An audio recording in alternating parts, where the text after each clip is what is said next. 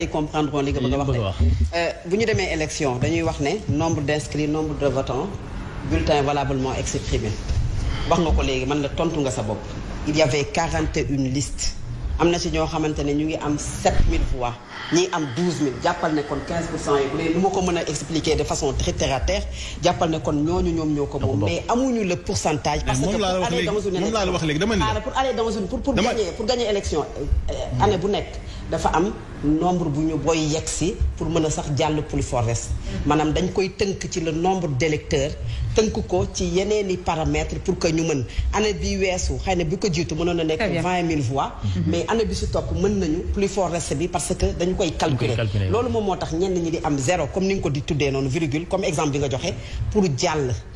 waaw léegi xam nga foofu d'accord naa bu fekkee nit ki dafa am 20000 voix mënta jàll mais 20000 voix multiplié par 30 listes. c'est-à-dire 30 listes les 15% là est-ce que boo defoon tey jii 30 listes yi nga xam ne si wala 33 listes yi nga xam ne si bokk nañ te mënuñoo dem à l'Assemblée nationale 15% mënoon a permettre ñoom am ñu ñëw.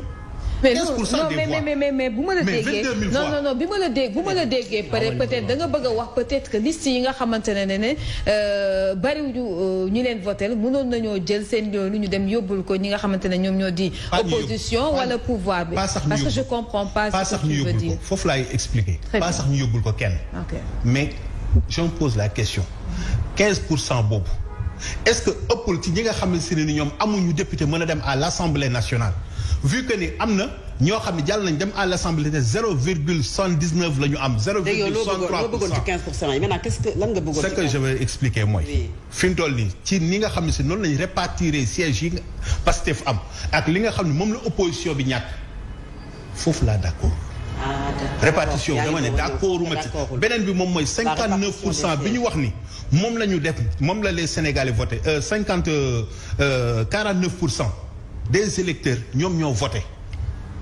49%. élection 2022 bi ñu génn 46% ñoom ñoo voté et pourtant on sentait que ni ci élection la ñu nekk cette fois-ci élection bi kenn sentiru ko. mais en fait loolu moom non loolu c'est peut-être subjectif ah mais dama lay jox explication dama lay pas jox la expliquer mais damay wax rek préciser foofu pour peut-être ñuy seetaan la répartition des sièges loolu moom ci mbirum code électoral bi la loolu moom je pense que il n'y a pas à être d'accord ou ne pas être d'accord maintenant par rapport ak nag yow la timidité de l'élection ak li nga jàpp loolu moom peut-être oui. la timidité. li nga jàpp day expliquer le pourquoi ñu am taux 49%.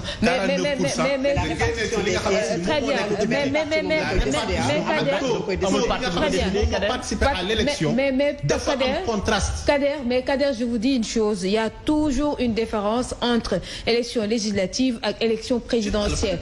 non si moom laa la bëgg a wax parce que toujours taux de participation bi du doon. il parle de législative 2015 yi permettre Ousmane Sonko mu dem à l'Assemblée nationale. 2017. 2017. mais Kader fichier électoral bi pourquoi ñuy def révision même si cette fois. 2017 Kader li muy wax ni mi ngi géejee Kader li muy wax Kader li ngay wax mi ngi géej depuis 2029 taux de participation bu kawee mi ngi géejoon depuis 2021 muy 67,4%. 2017 bi ngay wax ñi ngi woon ci 2022 parce que législative 2022 la woon. non waaw 2022 2021 2022 67,4% yow 2022 46%. 2022 46%. pour dama lay wax ne mi ngi gëjoon depuis 2021 2022. 49%. 2017 bi ngay wax ñu ngi ci 53,66%. bi Ousmane Sonko jàllee Piriforis c'est-à-dire 49%. moo raw 2022 mi ngi woon ci 46%. très bien mu ngi noonu c'est important ci fàttali Kader fi mu toll nii mënul dégg loolu Kader mu ngi jéem di calculer un peu mais bon en tout cas ñu daal di wax itam ci calcul suñu xel yi fi mu toll nii ak ay mathématiques. très bien xel yooyu def fi mu toll nii ñu yóbbu ci pourcentage duñ ko nangu de. en tout cas ci pourcentage yi day metti mais de toute façon on verra peut-être comme ni ko Fatou waxee ni ko équipe bi yëpp waxee jëm ci wàllu xoolaat jëf doxalin bi nga xamante ne moom la ñuy def saa su ne ci élection bu amee fii ci Sénégal am déet dinañu dem ci ay coppite ñeel wàllu code électoral bi ou pas. oui c'est juste que tey jii opposition bi nga xam ñoom ñoo demoon à l'élection législative bi ñu génn ñoom ñoo am liggéey bu ñu war a def c'est pas que gagné nañ leen dañuy toog nañ d'accord nangu nañ ko félicité nañ d'accord nañ kenn ku ci nekk nangu na mais quand même su fekkee ne si ni dara inquiété wu leen ci fa leeli xam mais man sama inquiétude mooy pourcentage de vote bi sama xel nangu ko. mais am nga ci droit. pourcentage ba ñu dem voté ji. 49% je suis pas d'accord. 49% yi ñu wax ni moom moo voté ci les Sénégalais 3 millions presque 900 et quelques ñoom ñoo voté.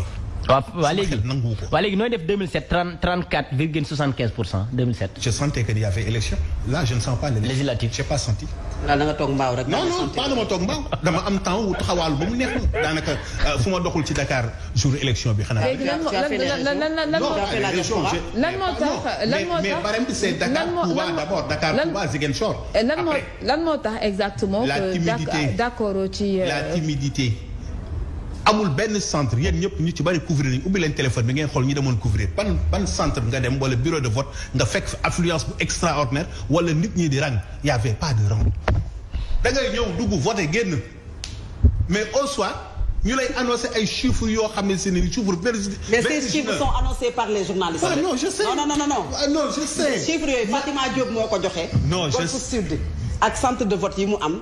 Aziz Sow moo joxe Guédiawaye. te lu leer la. yaa ngi dégg te lu leer naññi la. Kër Massar Idrissa Dieng moo ko joxe Alassane Balde moo joxe Parcelles Assainies. Pape Mante Mboup moo la jox bu Parcelles. Alassane jox la bu Grand Yoff. Fatou Laye jox la bu Médina. te yaa doon réaliser. maa doon réaliser dëgg. ba ci guddi 15h à 20h. te loolu leer la. te ñii non xaaral te ñii la jox les résultats depuis 2009 booba maa nga Océan FM moom mu nekk Sopi FM mi ngi dem élection. c'est ça non. oui c'est ça kay du ma màgget de. moom it xoolal gis nga mi ngi bëgg a jëm mag. mais Mbacke Abdoulaye Diagne. maa ngi doon xoolal d'ailleurs foofu la ñu xamante avant que ñuy ñëw Sen TV. muy jël le résultat mais jël résultat comme il y avait beaucoup de centres de vote on s'est partagé pour que ñu wootante pour joxe. loolu nag dama la koy leeral pour sang deru taskatu xabaar yi aussi. parce que non parce que quand tu dis parce que les résultats yi.